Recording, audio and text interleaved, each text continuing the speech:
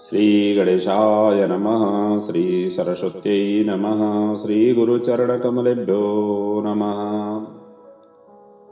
अखण्डमण्डलाकारं व्याप्तं येन चराचरं तत्पदं दर्शितं येन तस्मै श्रीगुरवे नमः।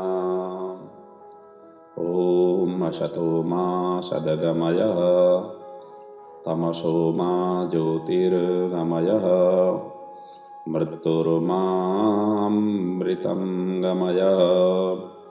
ॐ शान्तिः शान्तिः शान्तिः। ओम। जय श्री कृष्णा, जय श्री राधे। आप सभी के समक्ष मैं अत्रि स्मृति के ऊपर चिंतन मनन करते हुए आ रहा हूँ। और ये अत्रि स्मृति में कुल 398 मंत्र हैं, श्लोक हैं, जिनमें से हमने कल तक के प्रसंग में 360 मंत्र तक का हमने चिंतन मनन करते हुए विराम किए थे। आज 9वां दिन है और बाकी रहे हुए प्रसंग का आज चिंतन मनन कर रहे हैं। हालांकि कल के ही प्रसंगों में मतलब पूर्णाहुति करने की सोच बनाया था, लेकिन व्याख्या करते हुए हम पहुंच नहीं पाए। तो आज के प्रसंग में अवश्य ही यात्री स्मृति को पूर्ण करेंगे। हम कल के प्रसंगों में श्राद्ध पक्ष में क्यों श्राद्ध करें, श्राद्ध पक्षों में नहीं करने से पितर किस प्रकार से श्राप मतलब परिवारजनों को, वंश को श्राप दे करके चले जाते हैं आदि इत्यादि का हम चिंतन मनन करते हुए कल का प्रसंग हमने विराम लिया था। आज भी वही श्राद्ध की ही महिमा है शुरुआती प्रसंगों में। उसके पश्चात ब्राह्मणों की लक्षण बता रहे हैं अत्रि जी, किस तरीके के ब्राह्मण होते हैं और उन ब्राह्मणों का क्या कैसे जैसे आचरण है, जैसे व्यवहार है, उसी प्रकार के ब्राह्मण की श्रेणी उन्होंने यहाँ पर वर्णन किया हुआ है। और कहाँ कैसे ब्राह्मणों को, कौन सी ब्राह्मण को किस तरीके से करना चाहिए, अर्थात सुपात्र कुपात्र अपने आप ही तय करके उचित सुपात्र के ब्राह्मण के ही ऊपर में ये सारा कुछ दान देना चाहिए आदि इत्यादि का विशेष जोर दिया गया है। तो आइए अब इन सभी प्रसंगों को हम क्रमशः यहाँ के स्तोत्र श्लोकों के द्वारा ही हम आगे बढ़ेंगे। धर्मशास्त्र हम सभी जानते ही हैं, इन्हीं स्मृति शास्त्रों से ही प्रणयन हुआ है। धर्मशास्त्र का मेरुदंड ही स्मृति शास्त्र है। स्मृति शास्त्र में ही लिखे हुए प्रमाण और आधार लेकर के धर्मशास्त्र का प्रणयन हुआ है और उसी के आधार, उसी के ही आचरण व्यवहार करने की शिक्षा हमें हमारे शास्त्रों में विहित है। तो यही स्मृति शास्त्र के ही चिंतन मनन को ही धर्म के रूप में स्थापित हुए हैं। और धर्म एक नियम है, कानून है, जो हमें अपने समाज में, अपने कार्यों में और विशेषतः धार्मिक क्षेत्रों को ये आराधना उपासना में बंधन कहाँ करना है, कहाँ खुला करना है, किस तरीके से नियमों को फॉलो अप करना है आदि इत्यादि का वर्णन स्मृति शास्त्र करती है। आइए अब श्राद्ध की महिमा से आज के प्रसंगों को आगे बढ़ा रहे हैं। अत्रि जी आगे वर्णन करते, यथा निर्मंथनादग्नि सर्वकाष्ठी सुतिष्ठति तथा संदृश्यते धर्म श्राद्धदानान्न संशयः यह प्राप्नोति तदा सर्वं कन्यागति च गंगायाः सर्वशास्त्रार्थगमनम सर्वतीर्थ अवगाहनम। अब ये कह रहे हैं कि यहाँ उपमा देते हुए शास्त्र श्राद्ध की महिमा का वर्णन कर रहे हैं। जिस प्रकार से संपूर्ण काष्ठों में अग्नि मंथन करने से जानी जाती है, अर्थात अग्नि वहाँ पर प्रकट हो जाती है, उसी प्रकार श्राद्ध करने से बिना धर्म का स्वरूप ज्ञात नहीं होता है, इसमें संदेह नहीं है। और जो गंगा जी पर कन्या के सूर्य में श्राद्ध जो करता है, अर्थात कन्या राशि में जब सूर्य हो वो, और ये नवरात्रों से, जो आश्विन मास की जो नवरात्र है, नवरात्र से पहले की जो 16 श्राद्ध होते हैं, पितृपक्ष जिसको कहते हैं, उस पितृपक्ष में कन्या राशि में सूर्य रहते हैं। क्योंकि वैशाख महीने से एक एक महीने में एक एक राशि विचरण करते हैं। कुल 12 राशि है और 12 महीना है। वैशाख में मेष राशि में सूर्य रहते हैं, ज्येष्ठ में वृष राशि में, और इसी प्रकार मिथुन राशि में आषाढ़ में, कर्कट राशि में श्रावण महीने में, और उसी प्रकार सिंह राशि में भाद्रपद मास में, और आश्विन मास में कन्या राशि में सूर्य रहते हैं। तो इसी प्रकार से 12 महीने में 12 राशियों का परिभ्रमण होता है, और ये संक्रांति के दिन ये सूर्य उस राशि पे प्रवेश करते हैं। इसलिए संक्रांति को राशि का ही स्वरूप से संक्रांति का नामकरण होता है। वैशाखी संक्रांति, ज्येष्ठ संक्रांति, आषाढ़ी संक्रांति, वो संक्रांति के दिन ही वो राशि परिवर्तन होता है। तो यहाँ यही कह रहे हैं कि कन्या राशि में जब सूर्य प्रवेश हो और गंगा जी के तट में जाकर के जो श्राद्ध करते हैं, उसको संपूर्ण शास्त्रों का पढ़ने का, संपूर्ण तीर्थों में स्नान करने का फल, सब यज्ञों का फल और सभी विद्या दान का फल निसंदेह प्राप्त होता है। कहने का मतलब कन्या राशि में जब सूर्य हो तब विशेष रूप से तीर्थों में जाकर के श्राद्ध करने की कोशिश करना चाहिए। ये संकेत कर रहे हैं। गंगा जी का तट तो है ये, जो गंगा जी के आसपास में रहते हैं, जो गंगा जी में पहुंच सकते हैं, वो उनके लिए तो अनुकूल है ही है। बाकी अन्य तीर्थ क्षेत्र भी है, अन्य पवित्र नदियां भी है, पवित्र तालाब आदि भी है, वहां पर जाकर के करने का ये प्रेरणा दे रहे हैं। आगे जाकर के कहते हैं जिस प्रकार सूर्य भगवान मेषों के ग्रास से मुक्त होते हैं और चंद्रमा जिस प्रकार से राहु के ग्रास से मुक्त होता है, उसी प्रकार से श्राद्ध के दान के प्रभाव से महापातकी मनुष्य भी सर्व पापों से और सभी प्रकार के उपपातकों से छूट करके सर्व प्रकार के सुखों को प्राप्त करते हैं। इसमें कुछ भी संदेह नहीं है। आगे जाकर के कहते हैं सब दानों के बीच में श्राद्ध दान ही सर्वश्रेष्ठ दान है। कारण कि सुमेरु पर्वत के समान किए हुए पापों को भी श्राद्ध का दान शुद्ध कर देता है, और मनुष्य श्राद्ध करने से स्वर्गलोक में सम्मान पाता है। श्राद्ध के समय ब्राह्मण का अन्न अमृत के समान होता है, क्षत्रिय का अन्न दूध के समान होता है, वैश्य का अन्न घृत स्वरूप होता है, और शूद्र का अन्न रुधिर कहते हैं रगत, जो रक्त है, जो खून है, उनके समान है। और इन सब का वर्णन आगे इस प्रकार से स्पष्ट करते हुए अत्रि जी इस प्रकार से वर्णन कर रहे हैं। वैश्वः देवे च होमे च देवताभ्यार्चने जपेत अमृतम तेन विप्रान्नः ऋग्यजो साम संस्मृतम। ये कह रहे हैं कि ब्राह्मण क्या करता है? ब्राह्मण करता है बलि, वैश्वदेव, होम, देवताओं की पूजन, मंत्रों का जप, ऋग, यजु और सामवेद मंत्रों से अभिमंत्रित अर्थात इनका नित्य अध्ययन करने से ब्राह्मण का अन्न सदा सर्वदा निर्मल और अमृत स्वरूप रहता है, और इसीलिए ब्राह्मण का अन्न अमृतमय अन्न कहा गया है। और आगे जाकर के जो क्षत्रिय का अन्न दूध के समान, वैश्य का अन्न घृत के समान, ये कैसे है इसके विषय में आगे वर्णन कर रहे हैं। व्यवहारानुपूर्वेण धर्मेण बलिभिर्जितम क्षेत्रियान्यम पयस्तीन घृतान्नम यज्ञ पालने। ये कह रहे हैं कि जो क्षेत्रीय है वो क्षेत्रीय व्यवहार की रीति से धर्मपूर्वक बलवानों को जीत करके संचित ये धन करते हैं। वैसे भी क्षेत्रीय दूसरे के अनाज के ऊपर में जीना नहीं चाहिए, अपने माता पिता की संपत्ति के ऊपर में जीना नहीं चाहिए, उनको अपने बाहुबलों से आर्जित धनों को ही ग्रहण करना चाहिए। और इसी कारण क्षेत्रीय का अन्न दूध के समान होता है, और यज्ञ की रक्षा करने के कारण और गौओं की संरक्षण करने के कारण, और ये जो वैश्य है वो उनके अन्न घृत के समान होता है। आगे जाकर के 10 प्रकार के ब्राह्मण का यहाँ पर वर्णन अत्रि जी कर रहे हैं। ब्राह्मण 10 प्रकार के होते हैं। वो कौन कौन है? कहते हैं देवो मुनिर द्विजो राजः वैश्य शूद्रो निषादकः पशुर्म्लेक्षोऽपि चांडालो विप्र दशविधा स्मृतः।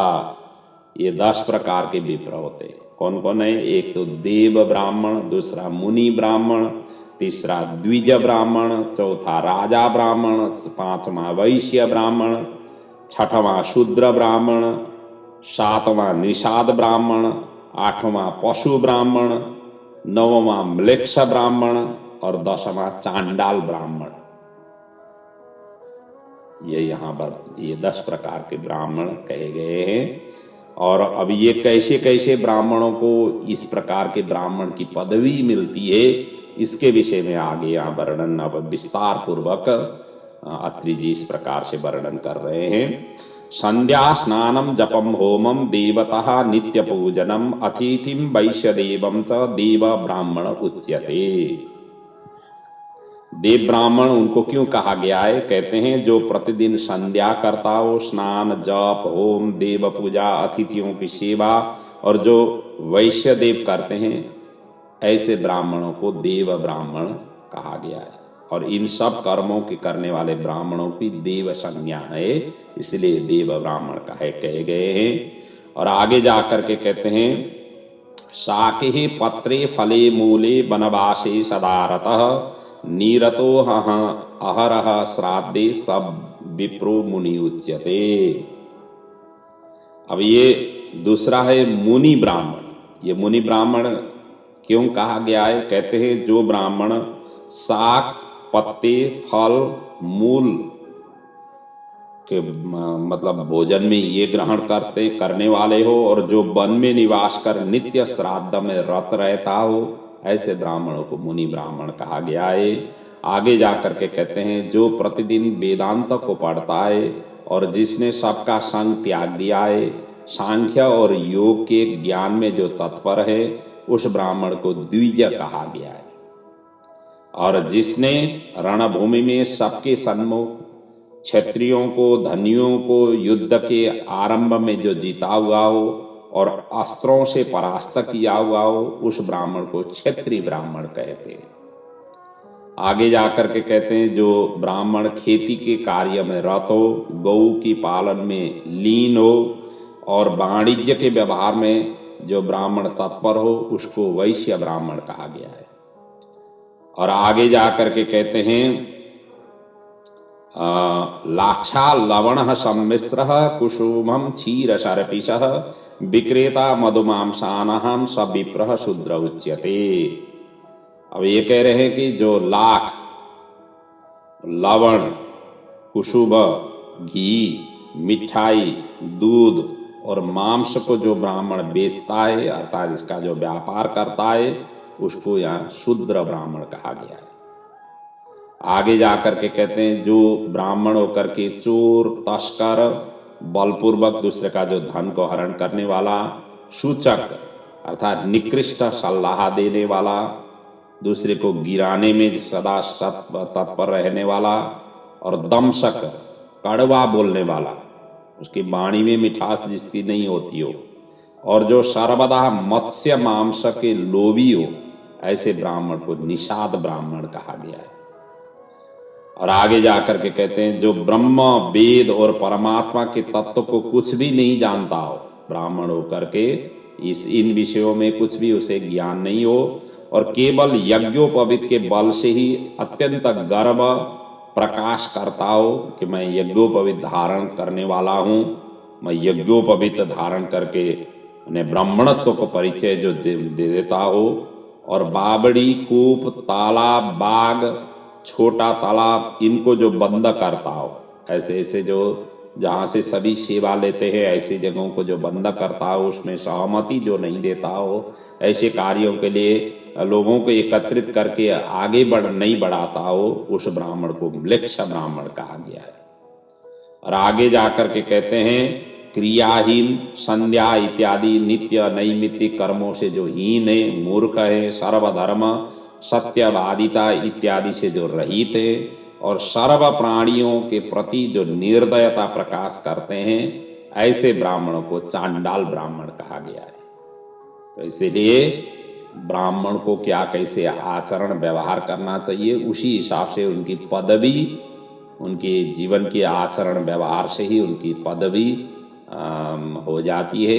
इसलिए ब्राह्मण केवल ब्राह्मण कुल में जन्म लेने से ही ब्राह्मण नहीं होते हैं, उनके अंदर में ये सभी चीज गुण होना भी जरूरी है जो ब्राह्मणत्व में स्थापित रहता हो। आगे जाकर के वैरागी कौन होते हैं इसके विषय में वर्णन कर रहे हैं।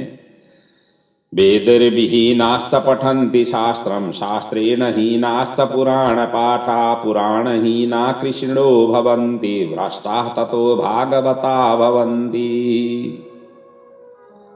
ये भागवता भवन्ति कहते हैं जो वेदैर्विहीनाश्च पठन्ति शास्त्र, जो वेद विहीन है वो शास्त्र पढ़ने लग जाते हैं। अर्थात जिनको वेद नहीं आता है वो शास्त्र पढ़ते हैं, और जिन्हें शास्त्र नहीं आता है वो पुराणों को पढ़ते हैं, और जिन्हें पुराण नहीं आता है वो खेती करते हैं, और जिनसे खेती भी नहीं होती है वो जा करके वैरागी हो जाते हैं। इस प्रकार के यहाँ पर उन्होंने भाव व्यक्त किया। आगे जाकर के कहते हैं किसे महादान में वर्ण नहीं करें, किसको दान नहीं देना चाहिए, इसके विषय में कह रहे हैं।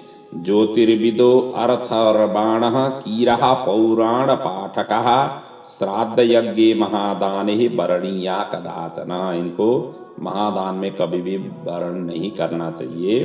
किसको कहते हैं? जो ज्योतिष का कर्म करके अपने जीविकोपार्जन करता हो, ज्योतिष शास्त्र का आधार लेकर के जो आचरण व्यवहार करता हो, और अर्थवेद का ज्ञाता, अथर्ववेद का जो ज्ञाता होता है, वो आयुर्वेद जो दवाई आदि बनाते हुए जो ब्राह्मण जीविकोपार्जन करते हैं, और कीर जो तोते के समान केवल पढ़ाई हुई बोली बोलता हो, पढ़ी हुई बोली जो बोलता हो, और पुराण के पाठ करने वाला को श्राद्ध यज्ञ और महादान में वर्ण नहीं करें तो श्रेयस्कर होगा।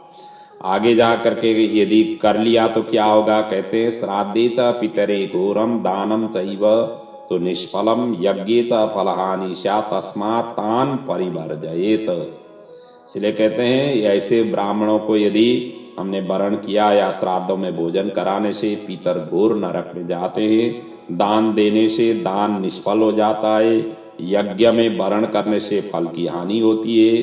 इस कारण से इन कर्मों में ऐसे ब्राह्मणों को जहां तक बन सके नहीं प्रयोग में ले आना चाहिए। आगे जाकर के इन्हें भी नहीं पूजें, ये भी वर्णन कर रहे हैं।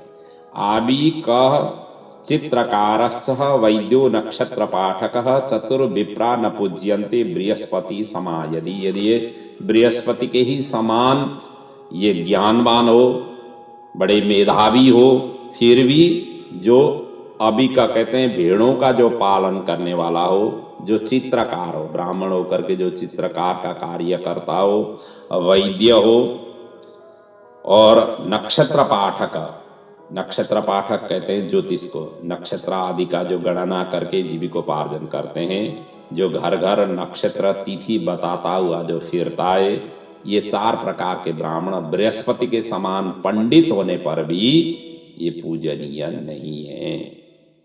और आगे जाकर के कहते हैं क्रयः कीता च या कन्या पत्नी सा न विधीयते। ये कह रहे हैं मोल ली हुई कन्या भारिया नहीं हो सकती है।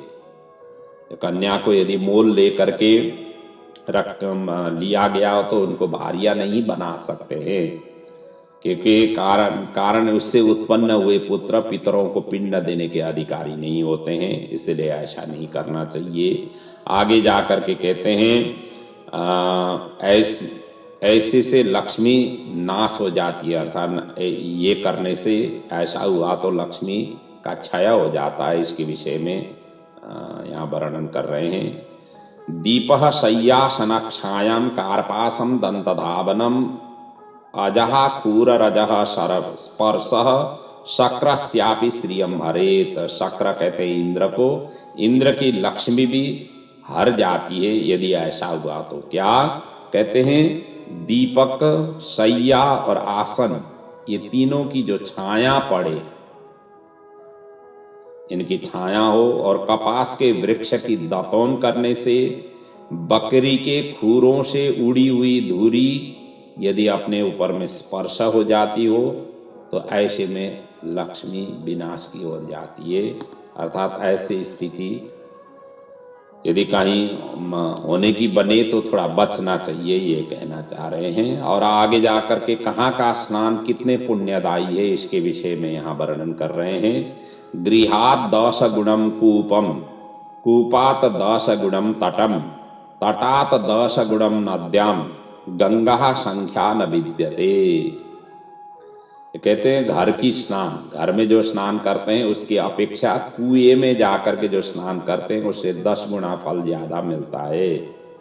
और कुएं से 10 गुना, कूपाद 10 गुणम तटम, अर्थात कुएं से 10 गुना ज्यादा फल तट पर जाकर के, कोई नदी आदि के तट पर जाकर के करने से वो फल मिलता है। और तट से 10 गुना नदी में स्नान करने से मिलता है, और उसमें करने से फल मिलता है। और गंगा के स्नान से तो कोई गणना ही नहीं है, गंगा संख्या न विद्यते। गंगा जी में जाकर के जो स्नान करने का सौभाग्य मिले उनका तो पुण्य गणना ही नहीं किया जा सकता है। अर्थात इतना अनंत गुना फल गंगा स्नान से फल मिलता है।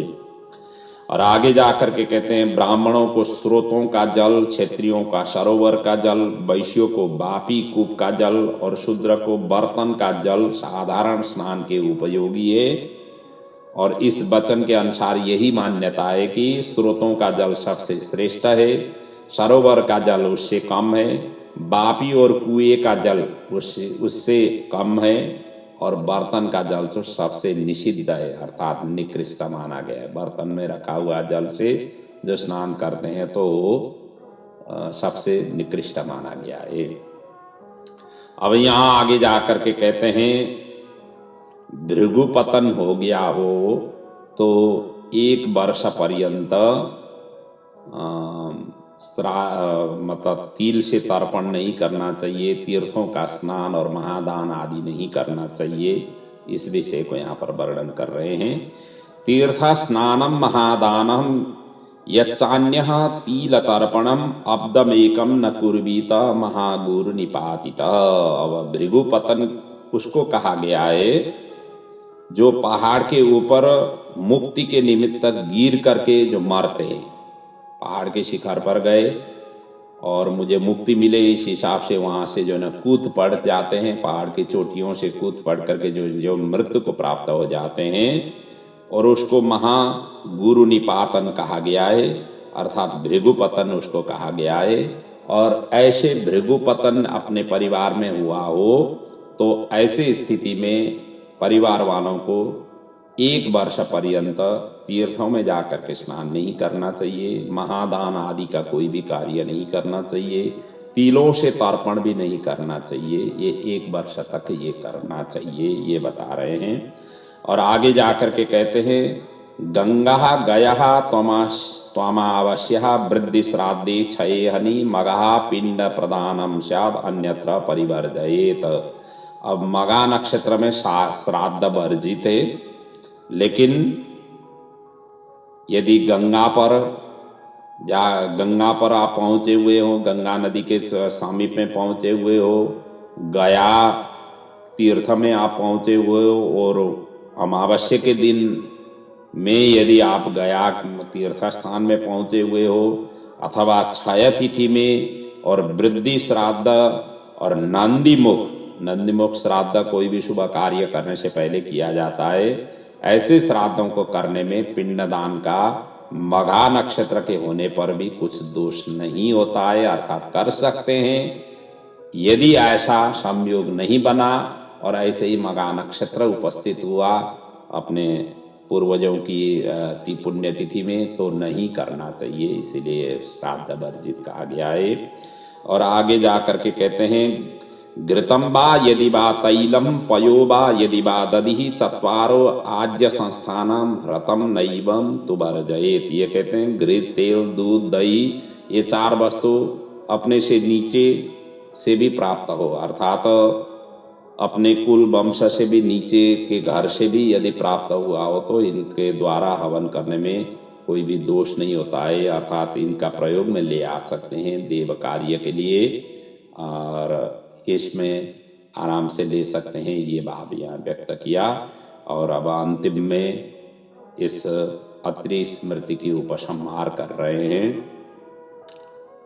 और यहाँ तो ये सभी अत्रि मुनि ने तो बाकी ऋषियों को श्रवण करवाया था और उस जिन्होंने श्रवण किए उन्होंने अत्रि मुनि के प्रति कृतज्ञता यहाँ पर प्रकट की और उन्होंने अंतिम में इस प्रकार से वर्णन किया। श्रुत्वेतान् ऋषयो धर्मान् भाषितान् अत्रिणा स्वयं इदम् ऊचुर्महात्मानं सर्वे ते धर्मनिष्ठिता। ये अत्रि जी ने कहे हुए इन धर्मों को सुन करके उन धर्मपरायण ऋषियों ने महात्मा अत्रि जी से आगे इस प्रकार से कहा कि य ईदं धारयिष्यन्ति धर्मशास्त्र अतीन्द्रिता इह लोके यशः प्राप्यति यास्यन्ति त्रिविष्टपम। ये कहते हैं जो मनुष्य धर्मनिष्ठ होकर के आलस्य को छोड़ करके ये धर्म शास्त्र को जो ग्रहण करेंगे, अर्थात अत्रि मुनि के द्वारा उपदेश किए हुए धर्म शास्त्र का जो आचरण और व्यवहार करेंगे, वो इस लोक में तो यश प्राप्त कर ही लेंगे और अंतिम में स्वर्ग धाम को प्राप्त हो जाते हैं। इसलिए भी ये शास्त्र को नित्य अपनाना चाहिए, ये बात यहाँ पर स्पष्ट किया। और आगे जा करके कहते हैं विद्यार्थी लभते विद्याम धन कामो धनानि च आयु काम तथैवायु श्री कामो महतिम श्रियम। ये कहते हैं इसके पाठ करने से, अर्थात अत्रि स्मृति का जो चिंतन मनन करते हैं, इन करने से विद्यार्थी को विद्या का ज्ञान, धनार्थी को धन का लाभ, आयु की इच्छा रखने वाले के आयु की वृद्धि और सौंदर्य श्री की जो इच्छा रखते हैं उनको सौंदर्य श्री इन्हें प्राप्त हो जाता है। इसलिए इस स्मृति शास्त्र का अपने व्यवहार में भी उतारें, चिंतन मनन भी करें, पाठ और श्रवण भी करें। इस प्रकार से वर्णन करते हुए इस अत्रि स्मृति का यहाँ पर उपसंहार किया गया है और आज के प्रसंग और ये अत्रि स्मृति का प्रसंगों को यहाँ पर विराम भी पूर्ण भी किया गया है। महर्षि अत्रि के द्वारा प्रणीत ये अत्रि स्मृति का जो भी हमने ये मंत्रों का, स्तोत्रों का हमने चिंतन मनन आप तक पहुंचाया, प्रभु आपके जीवन में इन सभी आचरण व्यवहार को अपनाते हुए जितना बन सके अपनाना चाहिए, अपनाते हुए अपने धर्मशास्त्र की मान और मर्यादा स्थापित करने में आप सक्षम और सबल हो। अपने छोटे छोटे से लेकर बड़े बड़े जो भी कार्य हमारे नित्य नैमित्तिक काम्य कर्म के रूप में हम करते हैं, उन सभी कार्यों में इन सभी स्मृति वचनों को सुन करके इनका चिंतन मनन करते हुए हम आचरण और व्यवहार कर सकें। यही मूल उद्देश्य और ध्येय के साथ ये अत्रि स्मृति का जो चिंतन था, अवगाहन था, आप तक पहुंचाने की मैंने प्रयास की और आपको जितना लाभ मिला हुआ है उस लाभों को ग्रहण करते हुए और जो आपको समझ में नहीं आया हुआ है आप पुनः आप इन ग्रंथों को आप मिलता ही है, आप उन ग्रंथों को अध्ययन करते हुए स्पष्ट होने की कोशिश कर लीजिएगा और जितना बन सके अपने धर्म, संस्कृति, विरासत को चिंतन मनन करते हुए वेद, उपनिषद, स्मृति शास्त्रों आदि का चिंतन मनन करते हुए जीवन को सदा सर्वदा सत्मार्ग की ओर, धन्य बनाने की ओर ले जाना चाहिए। खुद भी इस प्रकार की संस्कार को हम जीवन में अपनाएं, अपने संतति को ये अपना संस्कार, संस्कृति और सभ्यता को ट्रांसफर करें, उनको भी सिखाएं और जहाँ समाज में इर्द गिर्द में ऐसी घटना घटती रहती है वहाँ पर सचेत और सजग होने में भी आप सहायक सिद्ध बने।